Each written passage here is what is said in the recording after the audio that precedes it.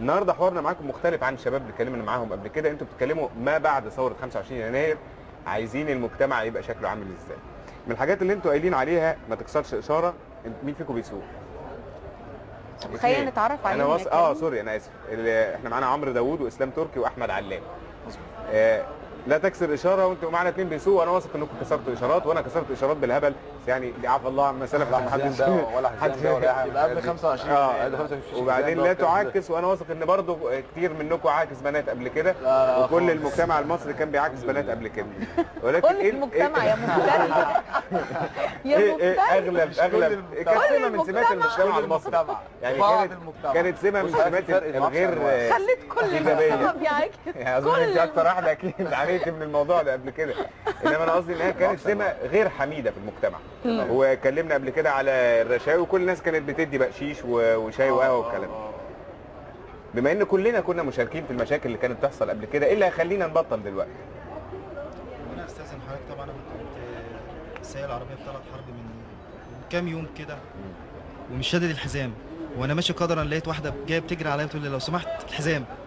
انا الموقف عجبني قوي، يعني انا في ناس ايجابيه، ممكن انا اكون نسيت او يمكن اقول لا ما فيش شرطه خلاص مش مشكله، لكن لا، اقوى موقف بقى حصل امبارح، اقوى من الموقف اللي سمحت اربط الحزام دي.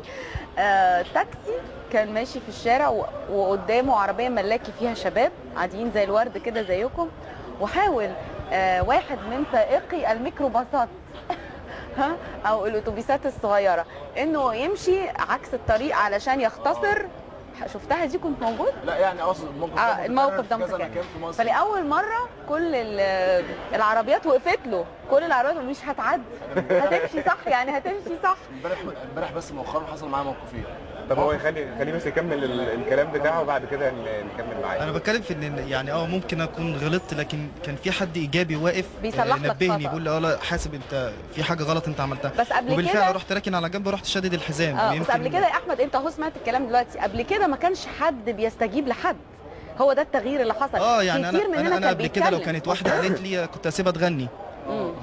وده يمكن برضو من ضمن المواقف الايجابيه ان اسلام امبارح كان في المترو وحصل معاه موقف جميل برضو. الموقف ده اللي حصل امبارح ان راكب المترو، فالمترو فيه بابين على الجنب، باب للنزول وبابين في النص للصعود. فانا كان معايا واحد صاحبي اسمه محمد امبارح، فقلنا يا محمد احنا هنطلع، قبل ما نطلع هنوجه الناس يا جماعه نطلع من باب الصعود، تمام؟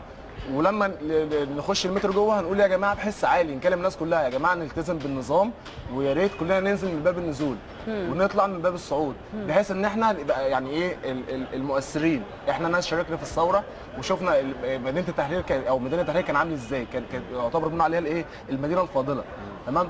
فقلنا هننقل بقى الشعور والاخلاق بتاعت مدينه التحرير للناس، لكل شارع وكل ميدان. فبدأنا نتكلم مع الناس، ففي واحد استجاب واتحرك، فبدات الناس تتحرك وراه، بس الغريب في الموضوع ان راجل وست امبارح او سيده، والله برافو عليكم. طب ما حضرتك بقى تعالى عند باب النزول. حاضر ماشي اوكي. فجينا عند هي تنزل، راحت نازله من باب الصعود. طب يعني اذا في ناس برضو لسه عندها حته الايه اللامبالاه، او حته ان هي لسه مش السلبيه، لسه مش بتتحرك. بس الجميل في الموضوع ان لما المترو فضي او العربيه اللي احنا كنا راكبين فيها، الناس عندها امكانيه ان هي تنزل من باب اللي هو الصعود، بدأ ان هم يتحركوا ويروحوا باب النزول. فكان موقف جميل جدا من استجابه الناس. برضو نفس الموقف امبارح، في موقف تاني كنت في العتبه امبارح انا ومحمد صاحبي برضو، فماشيين، ففي واحد بيعدي بالعربيه بتاعته كده في نص الطريق، يعني الطريق ماشي كده، فبقول له انت بتعمل ايه؟ يعني امشي في الصف وامشي مع الناس، والمفروض تلتزم بالنظام العام، واحنا يعني بقى الموضوع خلاص، بس خطوه ولا دقيقتين وهوصل. التزم. يعني هي بتيجي بالايه؟ بتيجي بالنصيحه، بس اهم حاجه في النصيحه ان لما يجي حد ينصح حد ابتسامه، لما يعني بحيث ان هو يتقبل الاسلوب اللي بتقدم بيه النصيحه بتاعتك. انا عاجبني قوي برضو في الحوارات اللي بتحصل دلوقتي رد فعل الشارع.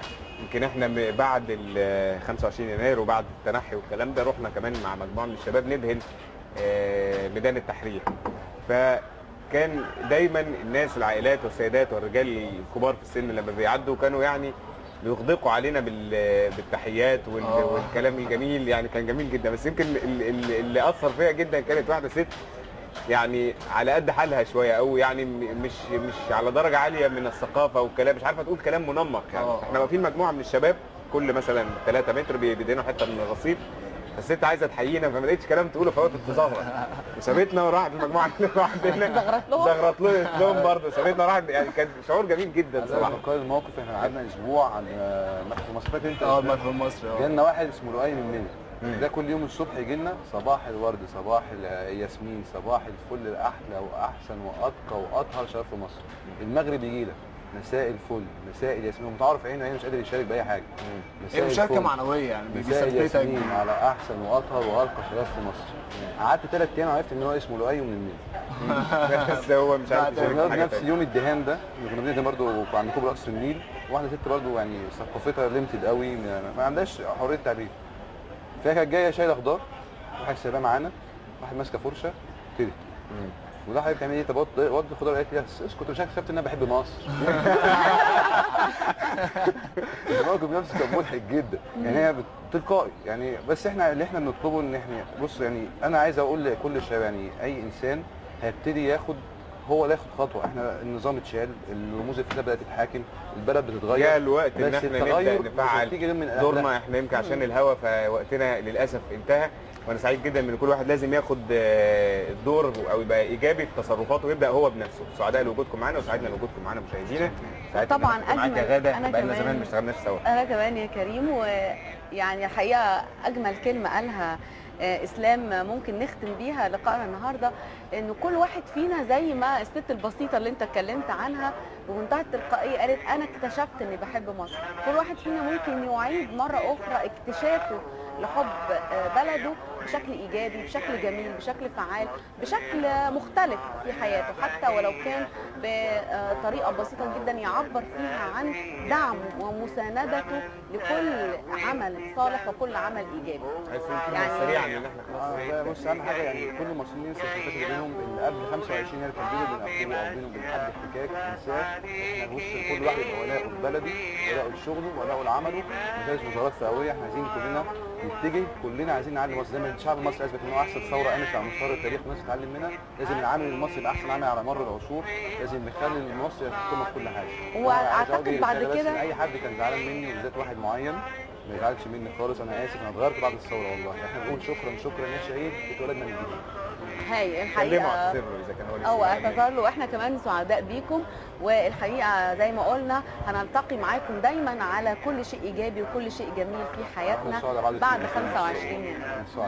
يسعد وانت شابه ورايح وانت جايه مصر يما يا بهيه يم طرحه وجلابيه الزمن ساب وانت شابه هو رايح وانت جايه جايه فوق الصعب ماشيه فات عليكي ليل ومية واحتمالك هو وابتسامتك هي تضحكي للصبح يصبح بعد ليلة ومغربية تطلع الشمس